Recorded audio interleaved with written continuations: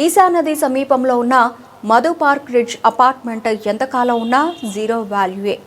ఈరోజు కాకపోయినా రేపైనా ఆ అపార్ట్మెంట్ను కూల్చివేస్తామని సీఎం రేవంత్ రెడ్డి తేల్చి చెప్పారు.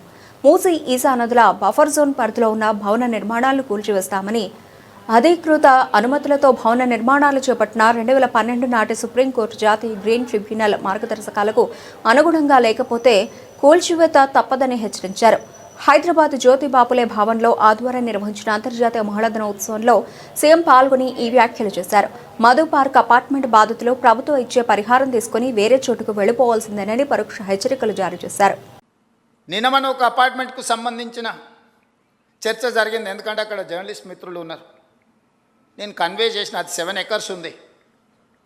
ఆ 7 acresలో మూసీ నది ఒడ్డున, ఈసా నది ఒడ్డున ఉంది. అది నదులకు బఫర్ జోన్ 50 మీటర్లు, నాలాకు బఫర్ జోన్ 10 మీటర్లు.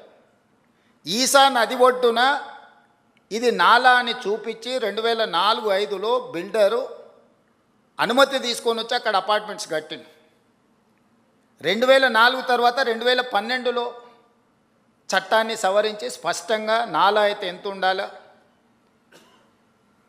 చెరువులు అయితే ఎంత ఉండాలి బఫర్ జోన్, నదులైతే ఎంత ఉండాలి బఫర్ జోన్, కేటగారికల్గా చట్టాన్ని మనం ఆమోదించుకున్నాం. శాసనసభలో 2012 నుంచి యాక్ట్ మనం ఇంప్లిమెంట్ చేస్తున్నాం. దాని ప్రకారం మూసా నది కానీ ఈసా నది కానీ నది ఒడ్డున 50 మీటర్ల బఫర్ జోన్, ఎవరు ఏమి కట్టడానికి వీల్లేదు. కట్టినా కూడా వాటిని తొలగించాలి. భూ యాజమాన్య హక్కులు మీ దగ్గర ఉన్న నష్టపరిహారం ఇస్తారు తప్ప అందులో ఎలాంటి నిర్మాణాలు జరగడానికి లేదు. NGT directions, supreme court directions, all constitutional authorities have decided to remove all these buffer zones.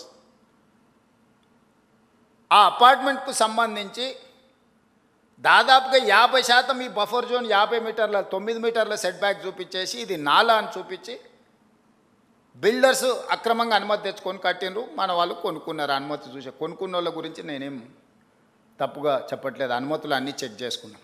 నేను ఈ మధ్యలో ప్రాజెక్టుని టేకప్ చేయాలనుకున్నప్పుడు చూస్తే మోర్ దాన్ 50% బఫర్ జోన్లు ఉన్నది. దీంట్లో చాలామంది తెలిసిన మిత్రులు ఉన్నారు. అరే వీళ్ళకి ఏదన్నా నష్టం జరిగేటట్టుంది, మనం చేయగలిగిన సహాయం చేద్దామని మా అధికారులకు చెప్పి వాళ్ళ దగ్గర పంపించి వాళ్ళతో చర్చ చెప్పిన. మరి వాళ్ళకి ఎంత చేరిందో తెలియదు. అందుకే ఈరోజు ఇక్కడ నుంచి చెప్పదలుచుకున్నా. వాళ్ళకి ప్రత్యామ్నాయంగా పక్కనే 7 ఎకరాలకు 7 ఎకరాల ల్యాండ్ ఇచ్చి ఇప్పుడు ఎంతైతే స్క్వేర్ ఫీట్ కన్స్ట్రక్షన్ చేసిందో కొత్త నిర్మాణానికి అవసరమైన డబ్బులు బ్యాంకులో డిపాజిట్ చేస్తా, మీరే ఒక సొసైటీ పెట్టుకొని మీరు కట్టించుకోండి. ఇది ఇంకా భవిష్యత్తులో ఎప్పుడు మీకు అమ్ముకోవడానికి కొనుక్కోవడానికి కూడా ఉండదు. ఈ 50 మీటర్ల బఫర్ జోన్ అనేది బ్యాన్ చేస్తాం. ఇప్పటికిప్పుడు కూలగొట్టకపోయినా భవిష్యత్తులో అది మీకు జీరో వాల్యూ అవుతుంది.